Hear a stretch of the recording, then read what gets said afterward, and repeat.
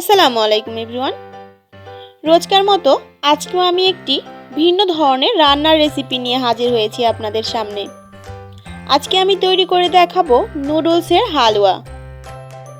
নুডলসের হালুয়া কিন্তু একদমই নতুন ধরনের একটি রেসিপি। তো এর টেস্টটাও কিন্তু অন্যান্য হালুয়ার চেয়ে একটু আলাদা হয়। তো নুডলসের হালুয়া তৈরির জন্য এখানে আমি নুডলস নিয়েছি। আপনারা যে কোনো নুডলস নিতে পারেন। এই নুডলসগুলোকে আমি ব্লেন্ডারে খুব ভালোভাবে মিহি করে গুঁড়ো করে নিয়েছি।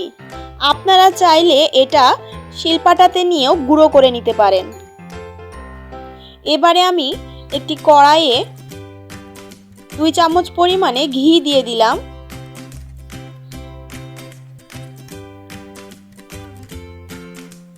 ঘিটা একটু গরম হয়ে আসলে তার মধ্যে আমি নুডলসের গুঁড়োগুলো ঢেলে দিলাম।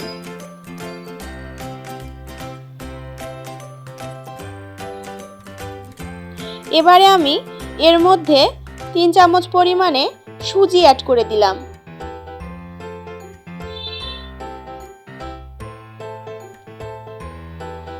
এই সুজি এবং নুডলসের গুঁড়ো খুব ভালোভাবে ঘিয়ের সাথে ভেজে নিতে হবে।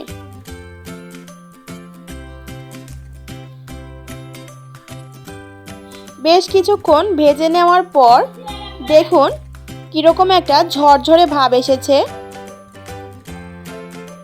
ওই পর্যায়ে আমি এর মধ্যে লিকুইড দুধ অ্যাড করে দিলাম।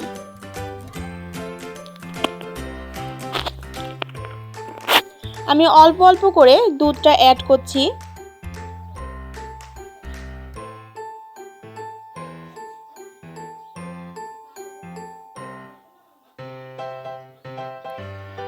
এখানে আমি প্রায় 2 কাপের মতো দুধ অ্যাড করেছি। এবারে আমি এর মধ্যে ভ্যানিলা এসেন্স দিয়ে দিলাম। আপনাদের হাতের কাছে যদি ভ্যানিলা এসেন্স না থাকে তাহলে আপনারা এখানে এলাচ গুঁড়ো দিয়ে দিতে পারেন। তো আমি এখানে হাফ চামচের মতো ভ্যানিলা এসেন্স অ্যাড করে দিলাম। এবারে আমি এর মধ্যে স্বাদ মতো চিনি দিয়ে দেব।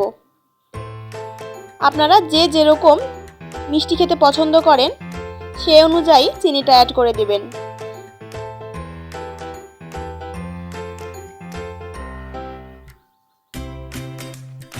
এবারে বেশ কিছুক্ষণ নাড়াচাড়া করার পরে দেখুন একটা আঠালো ভাব চলে এসেছে। ওই পর্যায়ে আমি এর মধ্যে আরও 1 চামচ পরিমাণে ঘি দিয়ে দিলাম। দিয়ে আবারও খুব ভালো করে নাড়াচাড়া করে এবারে আমি নামিয়ে নেব। দেখতেই পাচ্ছেন এটার ঘনত্বটা কেমন হয়েছে।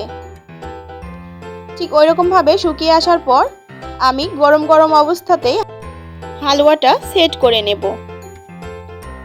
এজন্য আমি একটি প্লেট নিয়েছি। প্লেটের তলায় আগে থেকে ঘি ব্রাশ করে নিয়েছি।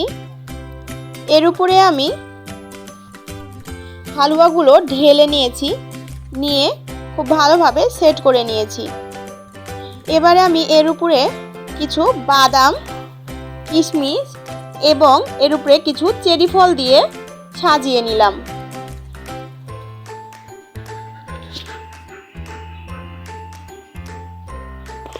এবারে এটাকে আমি আধা ঘন্টার জন্য ফ্রিজে রেখে দিয়েছিলাম। ফ্রিজ থেকে বের করে নিয়ে আমি এই হালুয়াগুলো ইচ্ছামতো শেপ দিয়ে কেটে নেব। সো হয়ে গেল বন্ধুরা খুব অল্প সময়ের মধ্যে নুডলসের হালুয়া রেসিপি। সো আজকে আমার ভিডিওটি যদি আপনাদের ভালো লেগে থাকে তাহলে অবশ্যই একটি লাইক দিবেন এবং চ্যানেলটিকে সাবস্ক্রাইব করে রাখবেন। আজকের মতো বিদায় নিচ্ছি। আল্লাহ হাফেজ।